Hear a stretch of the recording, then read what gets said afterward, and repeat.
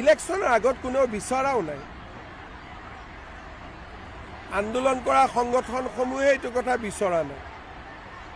তেওঁলোকে সিদ্ধান্ত বিচাৰিছিল, সিদ্ধান্ত হ'ল।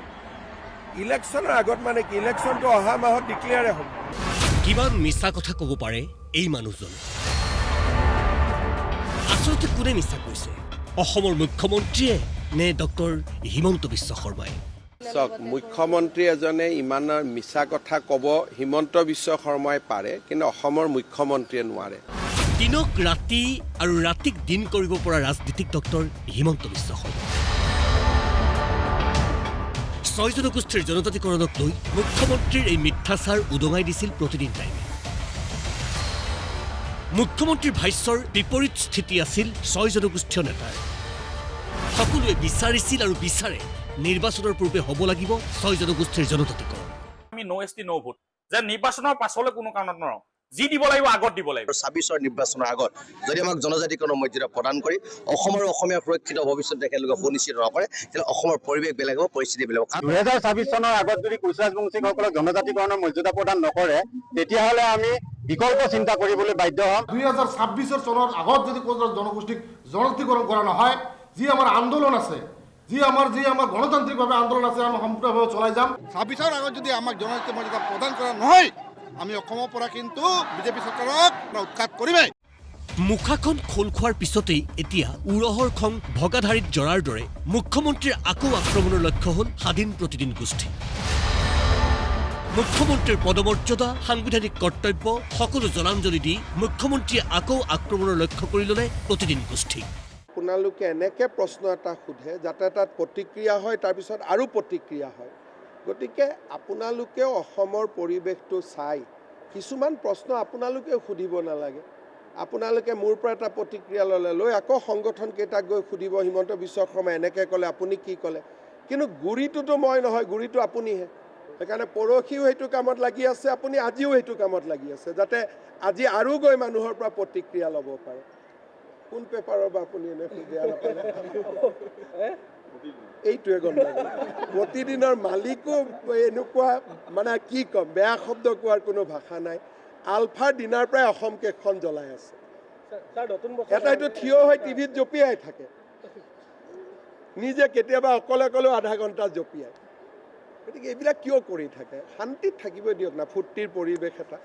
হে মহান মুখ্যমন্ত্ৰী ডাঙৰীয়া, বাক চাতুৰ্যৰে ক্ষণিকৰ বাবে পৰিৱেশ পৰিস্থিতিৰ পৰা পলায়ন কৰিব ঠিকেই পাৰে, কিন্তু সত্যক অসত্য বুলিব নোৱাৰি। কাণ খৰকিয়াই শুনক আপুনি কি কৈছিল। ইলেকশ্যনৰ আগত কোনেও বিচৰাও নাই। আন্দোলন কৰা সংগঠনসমূহে এইটো কথা বিচৰা নাই। তেওঁলোকে সিদ্ধান্ত বিচাৰিছিল, সিদ্ধান্ত হ'ল। ইলেকশ্যনৰ আগত মানে কি, ইলেকশ্যনটো অহা মাহত ডিক্লেয়াৰে হ'ব। মাননীয় মুখ্যমন্ত্ৰী মহোদয়, আপোনাৰ এই গছত গৰু উঠা মন্তব্যৰ পিছত 6 জনগোষ্ঠীয় বিভিন্ন সংগঠনৰ নেতাৰ প্ৰতিক্ৰিয়া কেৱল আপোনাক ধিক্কাৰ আৰু গৰিহণা।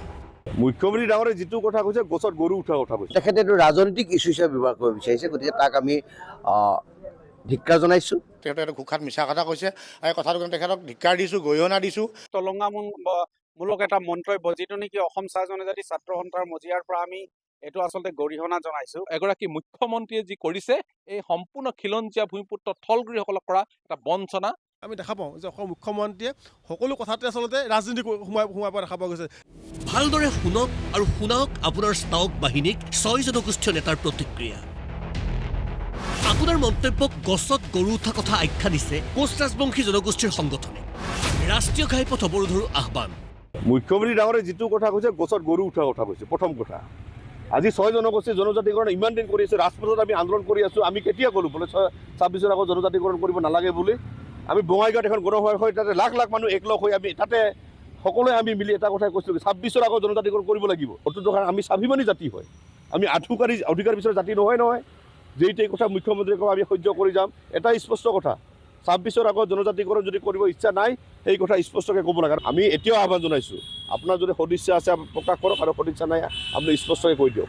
আমি আমাৰ এই সহজ সৰল মনৰ মানুহখিনিক আপুনি যি ধৰণৰ মানে চতুৰালি কৰি আমাক বাৰে বাৰে হেয় প্ৰতিপন্ন কৰিব বিচাৰিছে, এইবাৰ আৰু নোৱাৰিব, বহুত হৈছে। 2026 চনৰ আগত আমাক জনজাতিকৰণ নকৰে, আমি বিজেপি চৰকাৰতে অসমৰ পৰা উকুৰাই পেলাই দিম, এইটো স্পষ্ট কৰা। আমি অহা 30 ডিচেম্বৰ তাৰিখে শ্ৰীৰামপুৰ হাইৰত আমি এখনো গাড়ী চলিবলৈ নিদিওঁ। স্তব্ধভাৱে তাত আমি আন্দোলন গঢ়ি তুলিম। আমি হাইৰত ব্লক কাৰ্যসূচী ইতিমধ্যে লৈছো। অভিযুক্ত গোৱালপাৰা আক্ৰাচুৱে আমি আপোনাৰ মন্তব্যক ধিক্কাৰ জনাইছে আটাচুৱে আৰু আপোনাৰ এই মুখখনৰ বাবেই গৃহমন্ত্ৰী অমিত শ্বাহৰ ভ্ৰমণৰ বিৰোধিতা কৰিছে টাইপাই। যোৱাকালি মুখ্যমন্ত্ৰী ডাঙৰীয়াই যিটো বক্তব্য দিলে, সেই বক্তব্যৰ পৰা আমাৰ এনেকুৱা অনুমান হৈছে যে তেখেতে আমাক লৈ মিথ্যাচাৰ আশ্ৰয় লৈছে, তেখেতে এটা নিৰ্বাচনী ইছ্যু হিচাপে লৈছে আৰু তেখেতে এইটো ৰাজনৈতিক ইছ্যু হিচাপে ব্যৱহাৰ কৰিব বিচাৰিছে। গতিকে তাক আমি ধিক্কাৰ জনাইছোঁ।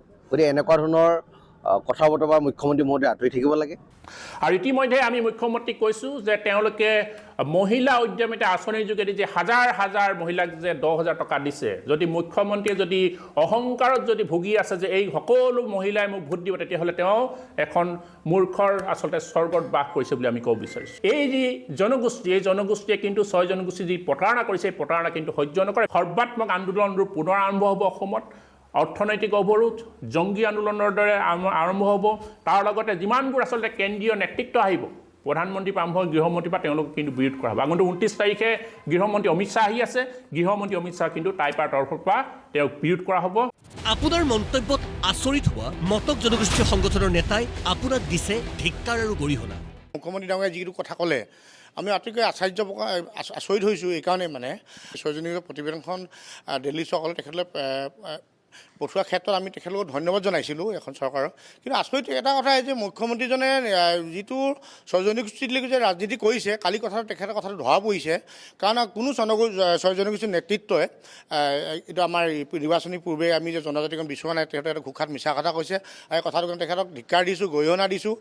6 জনগোষ্ঠীয় নেতাসকলক আপুনি যিদৰে হেয় প্ৰতিপন্ন কৰিব বিচাৰিছে, সেয়া গৰিহণা দি আপোনাক সাৱধানবাণী শুনাইছে চাহ জনগোষ্ঠীৰ ছাত্ৰ সন্থাই। মুখ্যমন্ত্ৰী ডাঙৰীয়াৰ যিটো মন্তব্য, এই মন্ত্ৰৰ পৰা আমি স্পষ্টকৈ বুজাব বিচাৰিছোঁ আচলতে এইটো তলংগামূলক এটা মন্তব্য, যিটো নেকি অসম চাহ জনজাতি ছাত্ৰ সন্থাৰ মজিয়াৰ পৰা আমি এইটো আচলতে গৰিহণা জনাইছোঁ। এনেকুৱা ধৰণৰ মন্তব্য আচলতে চৰকাৰকে বিপদত পেলাব। আমি আমাৰ নেতৃত্ববৰ্গৰ লগত কোনো ধৰণৰ তেনেকুৱা আলোচনা হোৱা নাই। আমি কেতিয়াও কোৱা নাই যে 26ৰ নিৰ্বাচনৰ পূৰ্বে জনজাতিকৰণ হ'ব নালাগে। আমি সেইটো কথা কোৱা নাই। যদি চৰকাৰৰ সদিচ্ছা আছে, চৰকাৰৰ যদি সঁচাকৈ সাহস আছে, চৰকাৰী যন্ত্ৰত যদি ব্যৱস্থা আছে, নিৰ্বাচনৰ পূৰ্বে আৰু এসপ্তাহৰ ভিতৰত জনজাতিকৰণটো দি প্ৰদান কৰক। 6টা জনগোষ্ঠীৰ জনজাতিকৰণৰ আন্দোলন কৰি থকা নেতৃত্ববৰ্গক সমাজৰ মাজত যিটো হেয় প্ৰতিপন্ন কৰাৰ যিটো ব্যৱস্থা, এইটো কেতিয়া সহ্য কৰিব নোৱাৰে। শুনক বৰান জনগোষ্ঠীয় সংগঠনৰ নেতাৰ ক্ষোভৰ বৰ্হিপ্ৰকাশ কিদৰে ঘটিছে। মুখ্যমন্ত্ৰী ডাঙৰীয়াই যিটো কথা কৈছে, তেখেতলোকে জনজাতি অনুসূচিতকৰণৰ বিষয়টোক লৈ যি পাভুলতি মাৰিছে, এই ক্ষেত্ৰত মৰাণ ছাত্ৰ সন্থাই প্ৰথমতে মই মুখ্যমন্ত্ৰী ডাঙৰীয়াক ধিক্কাৰ জনাইছোঁ। এনেকুৱা ধৰণৰ মন্তব্য হোৱাৰ কাৰণে, এনেকুৱা ধৰণৰ তেখেতৰ মনত থকাৰ কাৰণে আমাৰ অসমৰ স্থলগৃহসকলৰ যি সুৰক্ষা, এই সুৰক্ষাৰ প্ৰতি ভাবুকি কঢ়িয়াই আনিছে। চৰকাৰে সৰলতাক দুৰ্বলতা বুলি ভাবি আমাক পুনৰ তেখেতলোকে এনেকুৱা এটা জনজাতিকৰণটো ৰাজনৈতিক সমীকৰণলৈ নি ৰাজনৈতিক পাশা খেলত আবদ্ধ কৰি ৰাখিছে। এইটো কিন্তু এগৰাকী মুখ্যমন্ত্ৰীয়ে যি কৰিছে, এই সম্পূৰ্ণ খিলঞ্জীয়া ভূমিপুত্ৰ থলগৃহসকলক কৰা এটা বঞ্চনা। গতিকে এই ক্ষেত্ৰত প্ৰত্যুত্তৰ নিশ্চিতভাৱে পাব। আপোনাৰ এই তৃতীয় শ্ৰেণীৰ ৰাজনীতি বন্ধ কৰিবৰ বাবে দাবী জনাইছে চুতীয়া জনগোষ্ঠীয় সংগঠনেও। মুখ্যমন্ত্ৰীগৰাকীয়ে এই 6টা জনগোষ্ঠী জনজাতিকৰণ কৰিব নে নকৰে স্পষ্টভাৱে কথা ক'ব লাগে। ইয়াত আচলতে মুখ্যমন্ত্ৰীগৰাকীয়ে দেখিছোঁ যে সংগঠনসমূহৰ নেতৃবৃন্দকো আচলতে জনমানসত সেৱা প্ৰতিপন্ন কৰিবৰ কাৰণে বা জনমানসত সংগঠন বিশ্বাস নাইকিয়া কৰিবৰ কাৰণে, যিহেতু সংগঠনসমূহৰ লগত 6 জনগোষ্ঠী সংগঠনসমূহৰ লগত 6 জনগোষ্ঠী ওতঃপ্ৰোতভাৱে জড়িত হৈছিল। এইবাৰ আচলতে অকল সংগঠনৰ আন্দোলন নাছিল, এইবাৰ এই গোটেই আন্দোলনটো গণ আন্দোলনলৈ পৰ্যবেক্ষিত হৈছিল। গতিকে আপুনি প্ৰতিটো আন্দোলনত হাজাৰ হাজাৰ লাখ লাখ মানুহ ওলাই অহা হৈছিল। তাৰ পৰিৱৰ্তে মুখ্যমন্ত্ৰীগৰাকীয়ে আচলতে এই যিটো আলোচনা হৈছে মাজৰ বিভিন্ন সংগঠনসমূহৰ লগত, এই আলোচনাটো বেলেগ ধৰণৰ কথা ৰূপ দিব বিচাৰিছে। আমি দেখা পাওঁ যে অসম মুখ্যমন্ত্ৰীয়ে সকলো কথাতে আচলতে ৰাজনীতি সোমাই পৰা দেখা পোৱা গৈছে। না কি জুবিন গাৰ্গৰ হত্যাকাণ্ডই হওক বা জনজাতিকৰণে হওক, বিভিন্ন ইছ্যুত আমি দেখা পোৱা গৈছে যে আজি ৰাজনীতি সোমোৱাই নাই। মাননীয় মুখ্যমন্ত্ৰী মহোদয়, এই সকলো ধিক্কাৰ গৰিহণা ক্ষোভৰ বাবেও চাগৈ প্ৰতিদিন গোষ্ঠী দায়ী নহয়নে?